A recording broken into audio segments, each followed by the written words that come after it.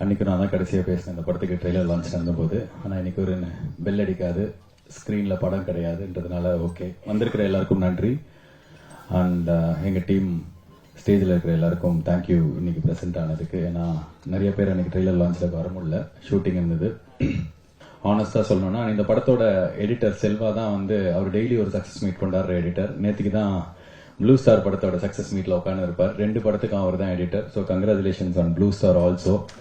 So அந்த படமும் நல்லா போயிட்டு இருக்கு. இப்போ 2வது வாரம் 2 படத்துக்கும் நல்லா இருக்கணும் அப்படின்னு சொல்லிட்டு என்னோட வாழ்த்துக்கள். இப்போ இந்த ஸ்டேஜே நார்மலா இந்த மாதிரி ஆடியோ லான்ச்சோ ஏதோ ஒரு சக்சஸ் மீட்டோனா யூடியூப்ல கமெண்ட்ல ட்ரோல் பண்ணுவாங்க, இல்ல யாராவது சேனல்ல ட்ரோல் பண்ணுவாங்க.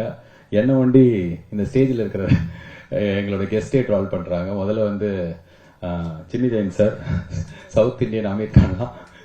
எனக்கே சிரிப்பு வருது சார். ஒரு லெஜெண்ட் அவரு. ஒரு 40 வருஷமா சினிமாவில் அவ்வளவு சாதனைகள் பண்ணவர். நான் இப்பதான் பேபி ஸ்டெப் எடுத்து வைக்கிறேன்.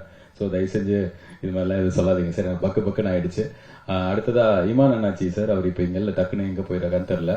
பட் அவர் சொன்ன ஒரு விஷயத்துல எனக்கு உடன்பாடு கிடையாது. ஏன்னா நல்ல விமர்சனம் மட்டும் எடுத்துப்போம், நாங்க நினைக்கிற மாதிரி நீங்க எழுதினா மட்டும்தான் எங்களுக்கு பிடிக்கும் அப்படின்றது கரெக்டான ஒரு விஷயம் கிடையாது. அது டெமோக்ராட்டிக் கிடையாது. ஸோ பத்திரிகையில என்ன சொல்றாங்க, யூடியூப்ல என்ன சொல்றாங்க, ஒரு ரிவ்யூவர் என்ன சொல்றாரு, எல்லாமே அவங்களுக்கான சுதந்திரம். அவங்க எப்படி வேணாலும் அவங்களுக்கு இஷ்டப்பட்ட விதத்துல தான் எழுத போறாங்க. இதை கொஞ்சம் மாத்தி எழுதுங்க, லாஸ்ட் பேராகிராஃப் நல்லா போடுங்க, ஃபர்ஸ்ட் பேராகிராஃப்ல கரெக்ஷன் சொல்லுங்கன்னு சொல்றதுல உடன்பாடு கிடையாது. எனக்கு ஒரு படம் வெளில போயிடுச்சுன்னா எல்லாருக்கும் உரிமை இருக்கு. இந்த படத்தை பொறுத்த வரைக்கும் சந்தோஷமா நடந்த விஷயம் என்னன்னா, பொதுமக்களுக்கு யாருக்கு நாங்க படம் எடுத்தோமோ அவங்களுக்கு இந்த 2வது பாதி பயங்கர இன்ஸ்பைரிங்கா கனெக்ட் ஆயிருக்கு. எஸ், இன்டர்நெட்ல இருக்கிற ரிவ்யூஸ்லாம் சிலதெல்லாம் எனக்கும் நான் ஒரு படம் ரிலீஸ் ஆகிற வரைக்கும் எவ்வளவு பேர்கிட்ட எடுத்துட்டு போய் சேர்க்க முடியுமோ அதுக்கு எல்லா ப்ரொமோஷனும் பண்ணோம். ஒரு 10 நாளைக்கு அதான் நான் ஏற்கனவே சொன்ன மாதிரி ஷூட்டிங்ல எல்லா ஆக்டர்ஸ் இருந்ததுனால நான் மட்டும்தான் இருந்தேன். ஒரு 15 நாளைக்கு நீங்க உங்க போன் ஆஃப் பண்ணாலும் என் மூஞ்சி வர மாதிரி எல்லா யூடியூப் சேனல்ஸ்லயும் இருந்தேன். ஸோ அதுக்கு காரணம் படத்தை எடுத்துட்டு போய் சேர்க்கணும்னு. ஒன்ஸ் ரிலீஸ் ஆன அன்னிலேருந்து இப்போ வரைக்கும் நான் அந்த படத்தை பத்தி எதுவும் பேசல. ஏன்னா கண்டென்ட் தான் பேசணும் அப்படின்னு நினைப்பேன். ஸோ இந்த படம் நிறைய மக்களோட கனெக்ட் ஆயிருக்கு. ஃபர்ஸ்ட் வீக் எங்களுக்கு ரொம்ப சிறப்பா இருக்கு. ஒவ்வொரு நாளும் கலெக்ஷன் சொல்லும் போதும் ஒரு ஹோப் கிடைச்சிருக்கு. நல்லா பரவாயில்ல, எல்லாருக்கும் பிடிச்சிருக்கு அப்படின்னு சொல்லிட்டு ஒரு நம்பிக்கை இருக்கு. ஸோ இந்த 2வது வாரம் முதல் வாரத்துக்கு ஈக்குவலா அதோட பெட்டரா இருக்கணும் அப்படின்றதுக்கு உங்க எல்லாரோட சப்போர்ட்டும் தேவை. எல்லாருக்கும் நன்றி. ப்ரொடியூசர் ஐஸ்வரி கணேஷ் அவர்கள் இன்னைக்கு எனக்கு செயின் போடல. அது என்னன்னு தெரியல. அது சரி, ஓகே, அதை பத்தி என் மனசுல வருத்தம் இருந்தாலும் பட் ஆனா அவரு இங்க இமான் அண்ணாச்சி அங்க சைட்லன்னு சொன்னாரு, செயின் ஆஃப் பிலிம்ஸ் பண்ணிருக்காரு அப்படின்னு சொல்லிட்டு. சினிஜெயின் சார் நீங்க சொன்னீங்கன்னு நினைக்கிறேன். ஆமா, 3 படம் பண்ணிட்டேன். இந்த 3 படம் LKG, Mookuthi Amman, Singapore salon. இந்த ப்ராசஸ்ல என்ன ஆச்சு அப்படின்னா எனக்கு இவர் நல்லவர் அப்படின்னு ஒருத்தர் தெரியும். அவர் என்கிட்ட ஒரு வாய்ப்பு எடுத்துட்டு கொடுத்தாரு. எனக்கு அதை செட் ஆகலன்னு டைரக்டா மூஞ்சில சொன்னேன். அந்த நல்லவருக்கும் என்ன பிடிக்க போச்சு. அப்படிதான் எனக்கு முதல்ல அவர் எல்கேஜி போது தெரியும், ஒரு நல்ல ஆளு நம்ம படத்தை ப்ரொடியூஸ் பண்றாருன்னு இருந்தது.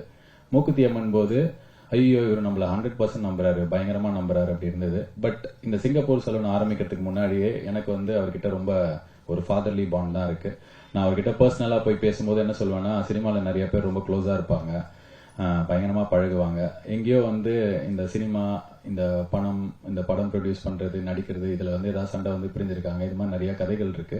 எனக்கு அது மாதிரி இருக்க வேணாம். எனக்கு உங்க கூட ஒரு ரிலேஷன்ஷிப் தான் இருக்கணும். அதனால இந்த வேலைன்றது நமக்குள்ள இருக்க வேணான்ற அளவுக்கு ரொம்ப ரொம்ப நெருங்கிய ஒரு உறவு இருக்கிற, எனக்கு நல்லது நடக்கணும்னு நினைக்கிற ஒரு மனிதர் ஐஸ்வரி கணேஷ். அந்த மனிதரை நான் சம்பாதிச்சிருக்கேன். ஸோ இதுக்காகவும் எனக்கு அதை விட்டு கொடுக்க வேணான்றதுனாலேயே நான் அவருக்கு பண்ற படங்களை பார்த்து 100% எனக்கு இது கண்டிப்பா பண்ணணும் அப்படின்னு தான் நான் வருவேன்னு சொல்லியிருக்கேன். ஸோ அந்த உரிமையும் அந்த சுதந்திரமும் எனக்கு கொடுத்ததுக்கு ரொம்ப நன்றி.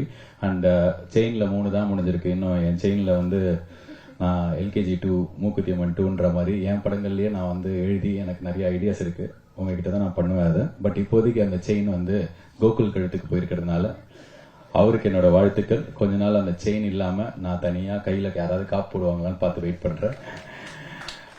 ஃபைனலி ஒரே ஒரு விஷயம் தான், இல்ல அதுதான் அந்த செயின் இப்போதைக்கு போட்டீங்க, இப்போ மழுப்ப கூடாது நீங்க.